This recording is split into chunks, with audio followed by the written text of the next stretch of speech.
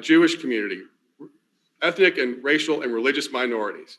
And so that's why when I started seeing this happen, that I immediately went to work to get new tools to combat hate crimes. But Jason Miyares was not there to support it. And as Attorney General, it is critically important that we stand with those vulnerable communities. That's why I've gone out to those communities to make sure that they do not feel like they are being pushed in the shadows. And that's what makes hate crimes so dangerous, is that they may be perpetrated against one person, but they are intended to push an entire group of people into the shadows and make them feel less of a part of our Commonwealth. And we have to show that we are standing with them, as I have done over and over again. And that's what I will continue to do as Attorney General. Delegate Miyares. Listen, there's no place for hate in our Commonwealth. And not only do we see a rise, obviously, in crimes against our Asian American community, but also anti-Semitic attacks are on the sharp rise. And so I'm a firm believer that we have to have the full fabric of Virginia cross the finish line together. The problem is if you're going to go after those that are committing hate crimes, you have to make sure you go after those violent repeat offenders, because so many of these people have records. They don't suddenly just wake up one day. They have prior criminal histories. I could tell you as a former prosecutor, well north of 80% of all violent crimes done by repeat offenders. If you want to lower hate crimes, if you want to lower crime, period, you go after those violent repeat offenders that are making our streets unsafe, and you get them off our streets and behind prisons. Now, time and time again, Mark Herring, with his criminal first, victim last mindset, has failed to do so. I'll give you an example. Last summer, when there was rioting in the city of Richmond, Mark Herring's own Attorney General's office had their windows broken and was attacked. If Mark Herring is not even willing to protect his own office, how can we count on him to protect you and your family? And the statistics show it. Violent crime is the highest rate it's been in 2 decades in Virginia. Our murder rate is the highest rate it's been since the turn of the century. So if you want somebody who's a career politician, who's been a politician for 20 years, he wants to continue the same old, and turn his office into a far left political, quote, liberal powerhouse, Mark Herring is your candidate. If you're alarmed about what you're saying, about the politics being interjected in the Attorney General's office, if you want a prosecutor that's simply going to call balls and strikes, not going to supersede my judgment for the judgment of the General Assembly, I'm your candidate. Be honored to have your vote this fall. Attorney General Herring. We do a lot to keep our communities safe. We do crime prevention programs and violence interruption programs like Respect Richmond that reduced homicides by 50% and violent crime overall by 30%. And a lot of other things. But if we're going to get serious about gun violence, you've got to talk about violence. You've got to talk about the problem of guns and gun violence. And as I said earlier, 87% of homicides are committed by people with guns, and 50% of robberies are committed by people with guns. And time and again, Jason Miyares has voted against every gun violence prevention measure that we've passed. And he would roll protections back, even background checks, so that dangerous or violent criminals would be able to get their hands on even more. That is a huge difference between the two of us, and I will continue to fight against gun violence and stand up to the gun lobby. Thank you. Since both of you want to focus on this issue of guns, let's talk about this just for a moment. On the topic of gun reform, what is your position on universal background checks, limitations on magazine capacity, on assault weapons, and concealed carry licensing? Delegate Miyares. I can tell you the biggest way to lower gun violence, which is what this argument should be about. How are we going to lower gun violence is going after those violent criminals, those repeat offenders, those individuals that violent crimes done, 80% is done by repeat offenders, and getting them off our streets. It's actually prosecuting gun crimes. I've actually been a prosecutor that's done that. Mark Herring never has. And one thing I won't do is do what Mark Herring did, in which you had Project Exile, which started in the late 1990s. I'm old enough to remember when Richmond was the murder capital of America, to get violent criminals using gun in the commission of a felony out of our streets and behind bars. And that was a very successful program done by multiple attorney generals through the years. What did Mark Herring do? He decided to have this criminal first, victim last mindset, where he decided to turn down money, grant money from the previous administration, all because they said, listen, if you're an illegal immigrant using the crime, using a gun in the commission of a felony, you should notify ICE because maybe they don't belong in this country.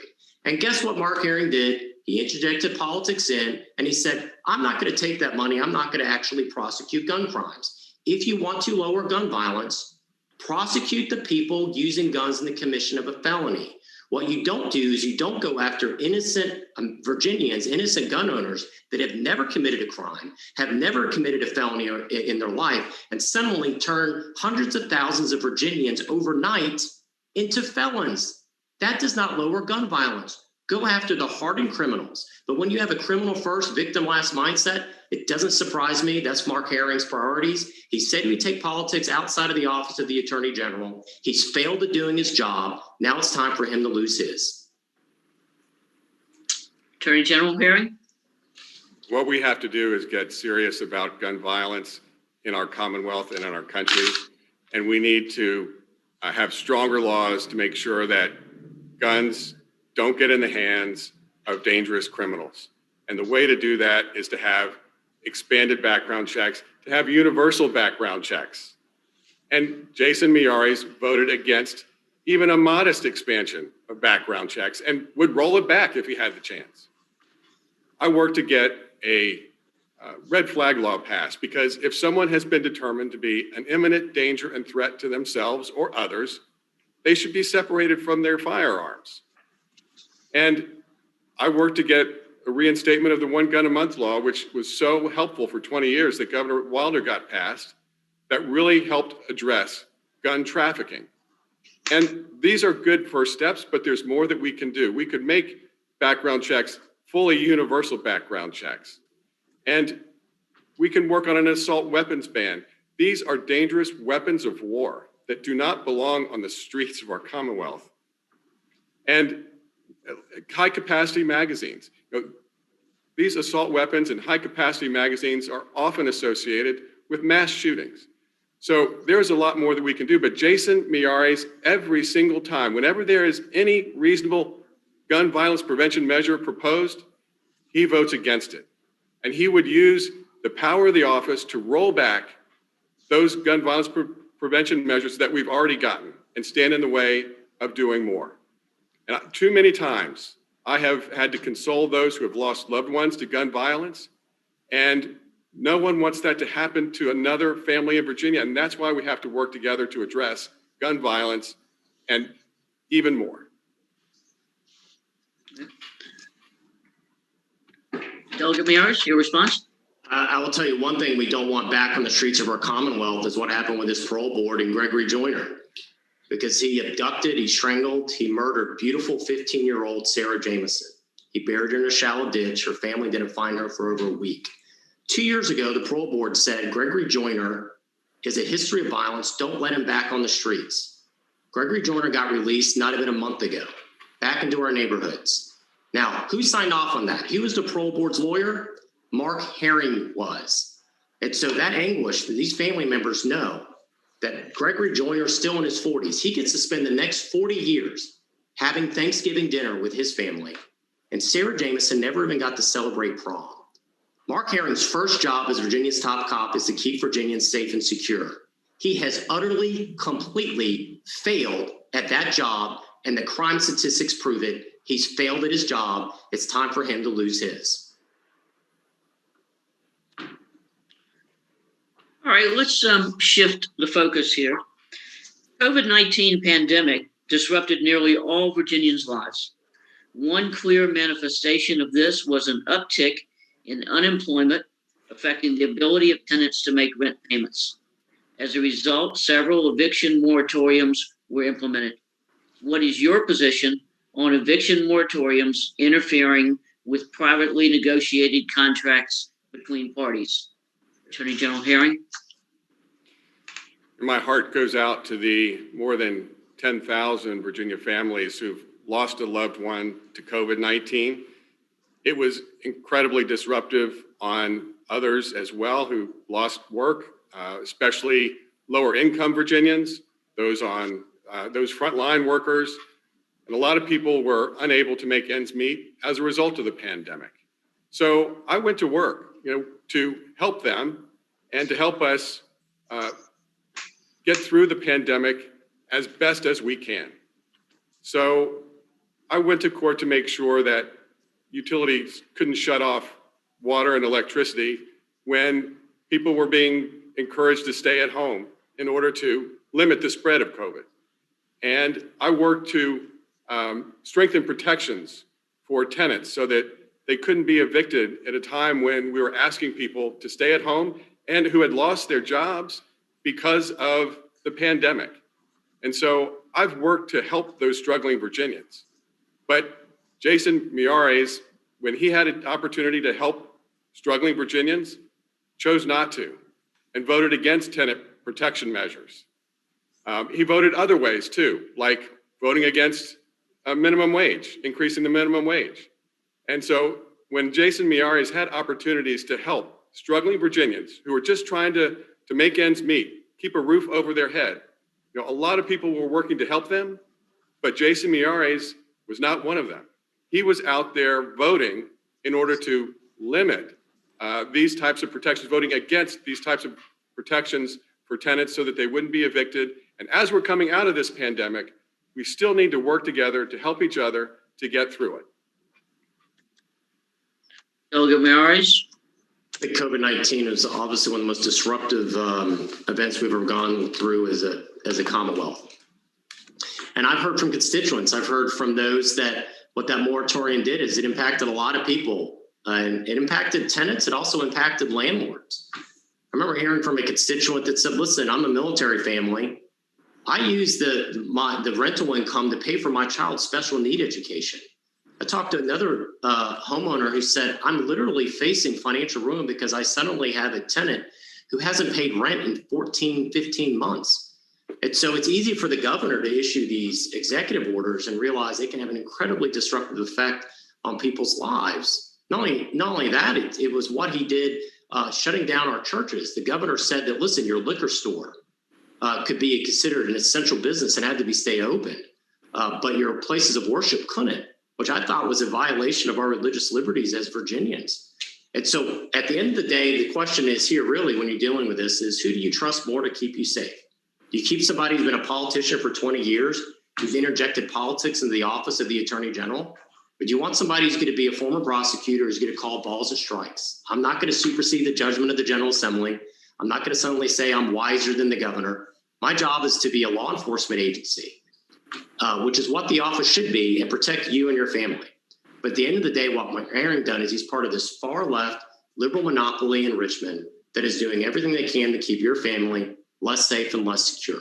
And we saw it this last General Assembly session when they pushed measures like reducing from a felony to a misdemeanor assaulting a police officer, ending the mandatory reporting requirement for sexual assault in our schools, ending all mandatory minimums for drug dealers, not drug users, drug dealers, including second offense dealing drugs to a child at a bus stop. That's the type of far left criminal first victim last mindset Mark Herring supports that I oppose, and that's why I'm asking to be your next Attorney General. Attorney General Herring, your response? Well, what we just heard shows that Jason Miyares can't be trusted just to call balls and strikes because he was highly critical of Virginia's COVID safety measures. And he says on the one hand, oh, he'll defend Virginia's laws, he'll defend our laws. Well, you know what? He was highly critical of those COVID safety measures to help keep Virginians safe. And when those legal challenges came, my team and I went out and we defended them. And you know what? We won them, all of them. And that helped keep Virginians safe through this pandemic. And so if you want somebody who will fight for you, for your health care, to keep you safe, then I would like to ask for your continued support because that is what I will continue to do.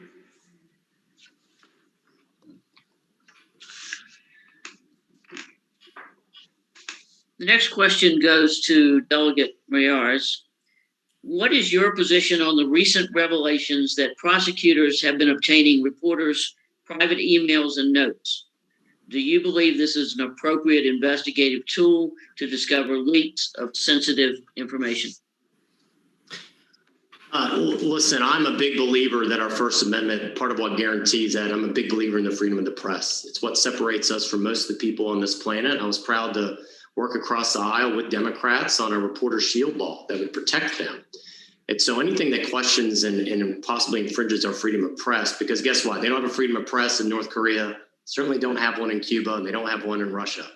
So while I may disagree with some of my friends that are reporters sometimes, I know they are a central pillar of who we are as a free society, and I believe they should be protected.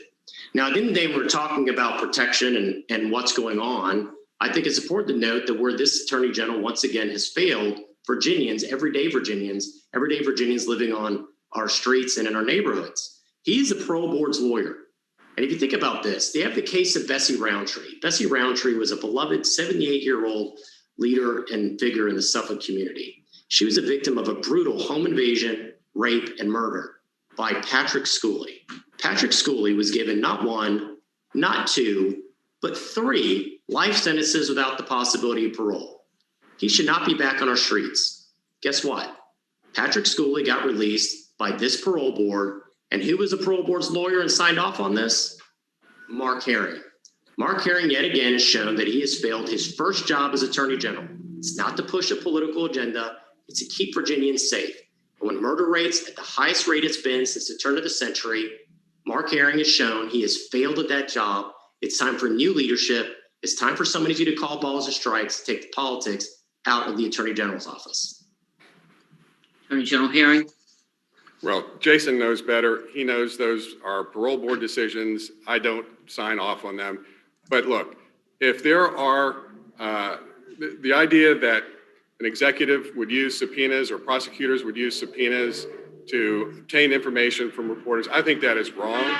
And I think the things that we've seen, some of the revelations coming out of the Trump administration on how they use the powers of the office to investigate people for political reasons, that should not happen, whether it's at the federal level with Donald Trump and what he did or anywhere else. And that's why it's important to have an Attorney General who you trust to make sure that your rights are protected.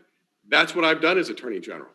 Whether it has been your right to choose, or your right to access health care, or your right to not be discriminated against because of sexual orientation, or any other reason. These are really important protections for Virginians, and they need to know that they'll have an Attorney General like me who will continue to fight and protect for them, instead of someone like Jason Miyares, who's shown over and over again that he is opposed to LGBTQ protections. He is opposed to a woman's right to choose.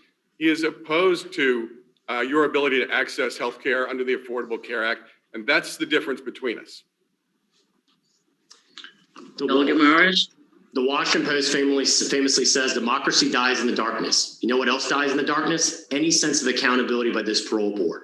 Because they have not been investigated by this Attorney General. What he did is he paid 6 figures for a Democrat law firm to come out with some report that did not even investigate the parole board. It investigated the whistleblower, had the bravery of notifying the victims. See, the law in Virginia is clear. If you're the victim of a violent crime, you should be notified and get input to a parole board before they let out your rapist or the family member of a murdered loved one back on the streets. That was never been investigated. They broke the law to do it. The law says you have to also notify the prosecuting attorney. They were never notified to do it. And the leaked emails from the Inspector General's report showed the Attorney General knew about what was going on. He did nothing to stop it. He's yet to this day done nothing to investigate it. So literally, accountability has died in the darkness. And I applaud the reporters like the Richmond Times-Dispatch and others that have exposed one of the most shameful instances and cover-ups that we've seen in Virginia history. And the question is, what did Mark Herring know? When did he know it? And why did he do nothing to stop some of the worst people from getting back on the streets again in Virginia? Next question goes to the issue of police reform, and this goes to Attorney General Herring. Last year ushered in a swell of heightened attention to the way police and communities interact. What's your position on eliminating or reforming the doctrine of qualified immunity for police officers? If you believe it should persist, should it extend to the department as well? The violence that we have seen at the hands of police across the country and even here in the Commonwealth is sickening, and it is unacceptable, and it has to stop. And that's why I have been on the forefront of efforts to both address our public safety goals while at the same time making policing safer. And the two are not incompatible. In fact, I would say they go together. And we can make sure, and that's why I've also made the largest investment in the history of the Attorney General's office with police training that emphasize 21st century policing skills and de-escalation and anti-bias recognition. By doing that, we make everybody safer. The community, people who live in the community, as well as officers. And so there are smart reforms that we can make to make policing safer that also meet our public safety goals. But Jason Miyares has voted against every measure, every reform measure that would have made policing safer and more accountable. And that's not making our communities safer. That's not making policing safer. And so we need those accountability measures that I have worked for. I've called for the passage of the George Floyd Justice and Policing Act. That would do a lot to raise standards in policing. But with Jason Miyares, he will continue to be a roadblock to these common sense, smart policing reforms to make policing safer and our communities safer. Delegate Miyares? Listen, I believe in common sense reform. I voted against my own party to raise the grand larceny threshold. I actually voted also to end the same type of chokehold that murdered George Floyd. I have supported in the past restoration of rights for nonviolent offenders. So I support common sense reform. But what we have right now is a very common sense. And listen, I have great empathy for people that feel like they're being victimized. I like to say that what separates us from most of the people that woke up this morning on this planet is this right here, the knock on the door. When you hear that, you think maybe it's Amazon Prime showing up. But for most people who woke up this morning, if they hear this, that knock on the door means something else. It means somebody's taken away and they don't have that right, those constitutional rights we're guaranteed in this country. See, my uncle in Cuba heard that knock on the door. He was taken away in the middle of the night during Bay of Pigs. He was taken away, never read his rights, and he suffered the humiliation of a mock execution. We need to hold our police to a high standard. They're the only individuals in our communities and our society that have a monopoly on the use of violence. But what you can't do is push an anti-police agenda that is driving the good cops out of the police force. Right now, in my own town of Virginia Beach, we're down 100 cops, and that's not unique to my own town. You see that throughout the Commonwealth. Good cops are leaving, and they can't recruit other individuals to join the police force. What does that mean? That means less cops in your neighborhood patrolling your child's school and arresting the bad guys. Instead, you have this far left liberal monopoly in Richmond that's pushing qualified immunity, which is nothing more than de facto defunding police. Very popular with trial lawyers, and I know they've given Mark Herring over $220,000 in campaign contributions, but it would be disastrous for those in law enforcement. I have led a fight against the ending of qualified immunity, and I'll continue to do so in any capacity I am as an elected official in Virginia. Attorney General Herring? Delegate Miyares has voted against even the simplest common sense policing reform measures. Something like banning dangerous procedures like no-knock warrants that led to the killing of an unarmed woman, Breonna Taylor, in her apartment. Jason Miyares knows that these are simple common sense measures that will make policing safer. Studies show a small number of officers are involved in these incidents. And yet, if it were up to Jason Miyares, even an officer who has shown and proven that they are not fit for the profession would still be on the streets no matter what. That doesn't make policing safer. That doesn't make our communities safer. There are smart reforms that we can make that meet our public safety objectives and also make policing safer, and that's good for everyone. Thank you. Gentlemen, that brings us to the end of our Q&A session. You now have 2 minutes each for your closing statements, and we begin with Delegate Miyares. Thank the Virginia State Bar for having me today. The most recent Virginia State Police crime report is the most damning indictment of the utter complete failure of Mark Herring's leadership. The murder rate is at the highest rate it's been since the turn of the century. Violent crimes at a 2-decade high. Now, I'm a former prosecutor. If there's anything reason I'm running, it's to represent what I call the quiet heroes. Those individuals never get any credit or any attention in the media, but they're really the backbone of who we are as people. I'm running for that young cop that just to go to work in the morning has to put on a bulletproof vest. I'm running for that single mom who has to leave behind their 9-year-old daughter and is being told by this attorney general and this governor that leaving their daughter behind in front of a computer screen all day is somehow a quality education. I'm running for that small business owner that saw their life savings go up into flames by rioters last summer in Richmond, and nobody was ever held accountable. First one to show up in the morning and last to leave, and they saw their life flash before their eyes. I'm running for the victims that have to go into court and testify against somebody who's brought them unimaginable pain. I'm running for the family members that have seen their loved ones killer or rapist or murderer get out on the street by this parole board, knowing that Mark Herring has allowed this to happen. Listen, I'd be the first attorney general in 225 years to be the child of an immigrant, the first Latino attorney general in Virginia history. I know we have a chance to have something momentous this year in Virginia.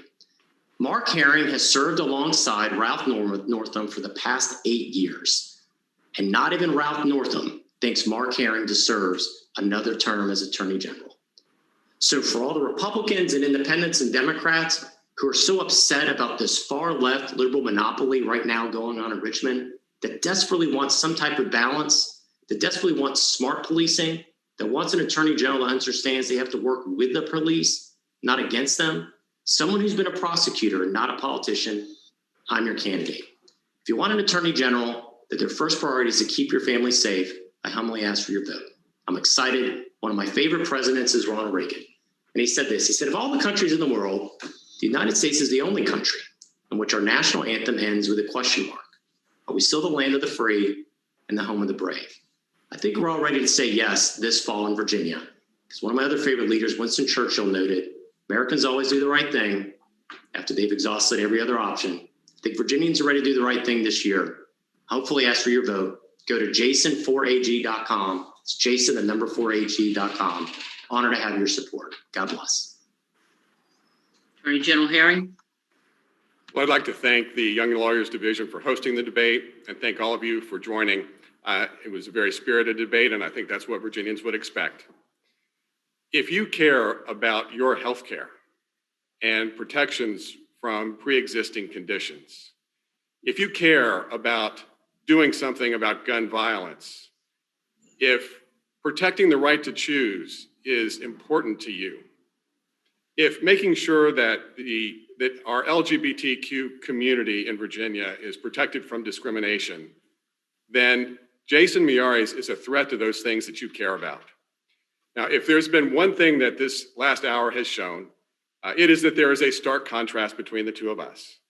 On the one hand, my proven record of keeping Virginians safe and expanding and protecting the civil rights of all Virginians, or conservative activist Jason Miyares, who would roll back, use the powers of the office to roll back all of that progress and take us back to the dark days of Ken Cuccinelli.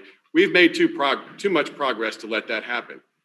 I will fight to continue to protect a woman's right to choose. I will do everything I can to stop gun violence. I will do everything I can to continue to fight for your health care and protections against pre-existing conditions. I will do everything I can to make sure that LGBTQ Virginians are protected from discrimination. Jason Miyares, if given the chance, would roll all of that progress back. We've made too much progress over the last 8 years, making sure that Virginians are safe and it is an open and welcoming place for all. And so that is why I'm again asking for your support and your vote in November so that I can continue to fight for you, as the people's lawyer and as your Attorney General. Thank you, Attorney General Herring, Delegate Myers, for your time this afternoon. The Virginia State Bar and the Young Lawyers Division appreciates your willingness to participate in this. As I mentioned to both of you early on, this is an event that the bar looks forward to every 4 years, and we're excited